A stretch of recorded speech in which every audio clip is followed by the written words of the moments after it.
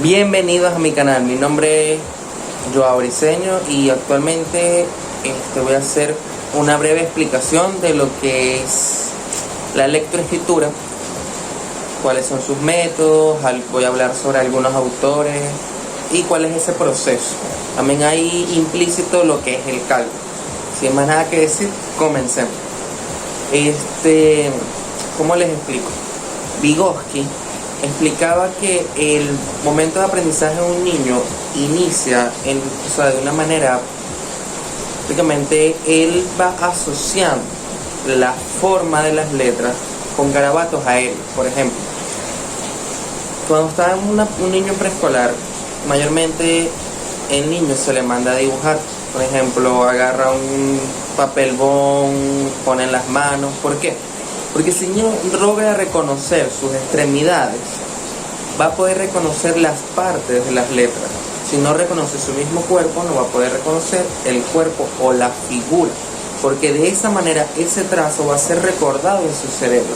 La memoria por consiguiente va a poder volver a rebobinar esa información y sacarla. La memoria funciona, en el caso de tanto de la escritura como el cálculo, funciona como un rebobinador, el cual agarra la información del momento que lo internalizó y luego lo saca. Por ejemplo, la figura de un 1, no sé cómo podríamos hacerlo. Por ejemplo, el 7 sería algo así, ¿no?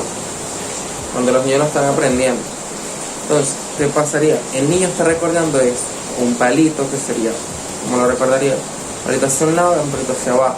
¿Ves? Es una figura aérea. Entonces, el niño así va aprendiendo.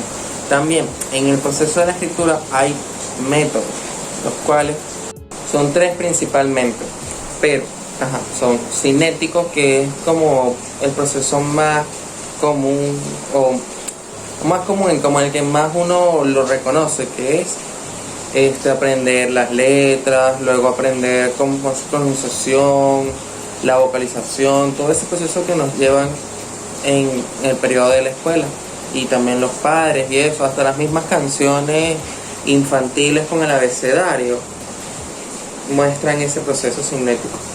El segundo son los procesos globales. ¿Qué pasa en el proceso global? El proceso global es un poquito diferente, es como darle un contexto a algo. Por ejemplo, tú ves el niño, no sé, va a la cocina y tú le dices, ¿quieres agua? Entonces estás prácticamente llevándolo a un contexto. O también una historia de un cuento. Por ejemplo, había una vez una pequeña niña o un pequeño niño que iba a su casa caminando. Entonces él ya reconoce que el lugar donde él siempre camina o sale, es su hogar, pues el lugar donde está siempre es su hogar. Entonces es como una especie de llevar el contexto del aprendizaje, ¿ok? Pero por las cosas, por ejemplo, por lo empírico, por lo que uno va viendo o aprendiendo, más que todos los educadores van a saber reconocer esto. El tercer método, que es el mixto, es el más utilizado. ¿Cuál es el mixto? Es la utilización de muchos métodos y técnicas que se unen para un mismo aprendizaje, ¿okay? Que pueden tomar, por ejemplo, cosas de Vygotsky, cosas de Piaget, pueden utilizar el método cinético, el método global. Porque el aprendizaje de un niño varía mucho dependiendo de cada uno. ¿Por qué? Porque el niño va a entender las cosas de una manera, su realidad es una, por ende su percepción es una, muy diferente a la otra percepción de otro niño. Entonces es mucho más fácil entender que cada niño tiene un proceso de aprendizaje que obligar a todos los niños a tener el mismo. ¿Sí me entiende? Claro. Aunque también está ahí el aprendizaje próximo que explica Vygotsky, que si un niño aprende, va a hacer que los otros niños tengan esa especie como de competencia sana que también deben aprender, que es lo que sucede en un colegio. Pero si se centran en el aprendizaje como tal, es mucho mejor entender e identificar cuál aprendizaje o cuáles métodos funcionan mejor con cada niño. ¿Sí me entienden? El proceso de cálculo es algo es similar pero igual diferente, pues, porque el cálculo no tiene mucho que ver en su vida, no es algo que él va a comprender de una vez, es algo que está a oscura. Entonces tú tienes que ir poco a poco introduciéndolo. Por ejemplo, aquí yo tengo un objeto que es un carrito pues, de metal. Entonces, imagínate que, no sé, un niño lo vea. Dice, esto es un carro, hace un... ¿Ves? Entonces le dice, es uno, tiene ruedas. Claro, dependiendo de su nivel va a entender lo que es ruedas, no. Pero al final puedes hacer que cuente las rueditas. O cuántas, mejor dicho, disculpa que me haya enredado. Cuántas personas lo conducen. Cosas así, o sea, preguntarle cosas del día a día que él vaya cada vez más. Es normal ver que en los libros coloquen actividades como la gallina tiene 3 huevos, Esos 3 huevos se convierten en 3 pollitos. Entonces tú le preguntas, ¿cuántos huevos eran? O sea, son cosas de que él puede ir asociando hasta llegar al proceso. O sea, el pensamiento lógico o el aprendizaje lógico, mejor dicho, es un proceso que va poco a poco, llevándose al primero comprender lo más básico antes de avanzar, o sea, es paso a paso.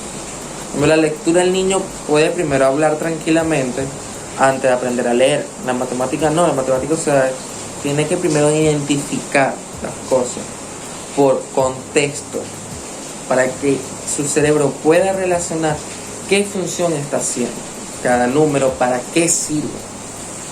¿Ok? A ver, ¿cuál es el otro punto?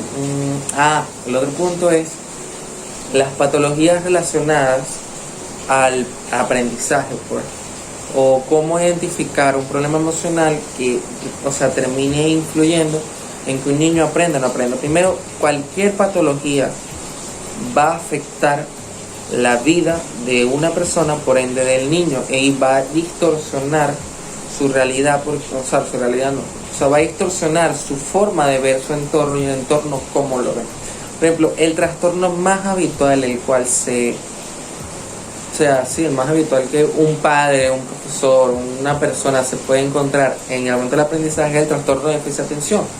Pero ¿qué pasa con ese trastorno? Como los padres ni los profesores están preparados para entender, van a ver al niño como rebelde, porque, o sea, una de las cosas es que como el niño no logra transmitir lo que siente, va a distraerse, pues, o sea, va a dejar de hacerlo. Entonces va a estar en esa posición como que yo no lo hago porque no es que no lo quiere hacer, es que no comprende por qué debe hacerlo. Entonces ahí hay un problema, ¿ves? Entonces su aprendizaje se va a ver deteriorado. Entonces, en el caso de la población venezolana, lo más habitual es que maltraten al niño por algo que el niño no está comprendiendo, que lo que están demostrando es la falta de, de control emocional para una situación.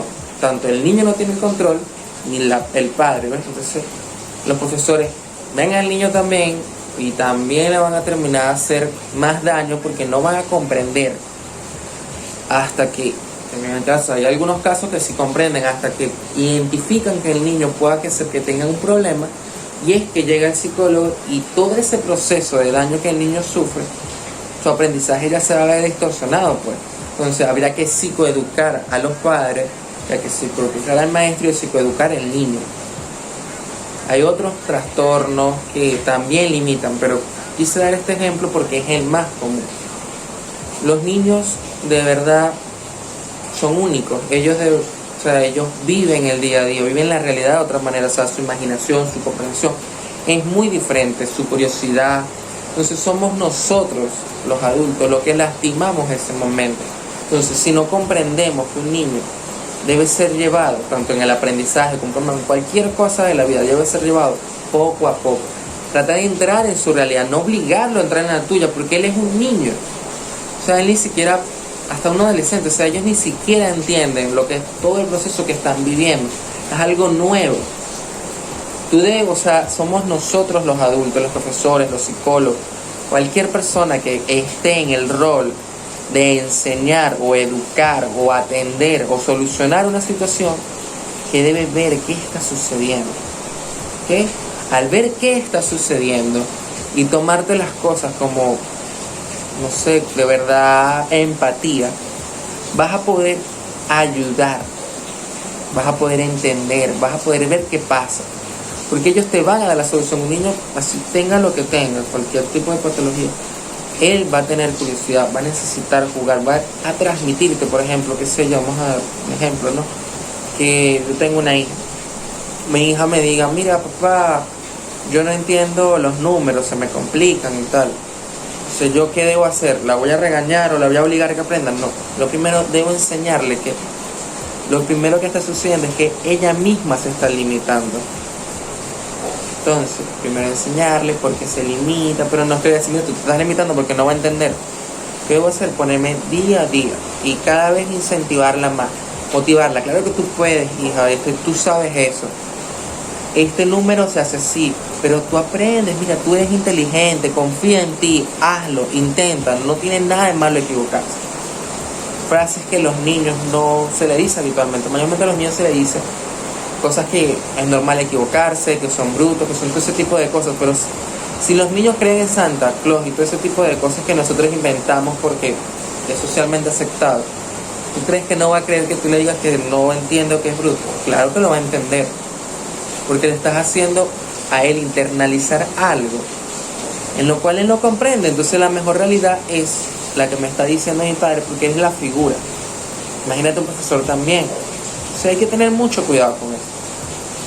Creo que me extendí por otra área, pero espero que le haya gustado el video. Sin más nada que decir, creo que en el lado derecho, ojalá sí, va a salir un botón de suscripción para que se suscriban a mi canal si les gustó, ¿no? Y en el lado izquierdo va a salir una lista de producción que tiene muchos videos similares a este. Así que chao.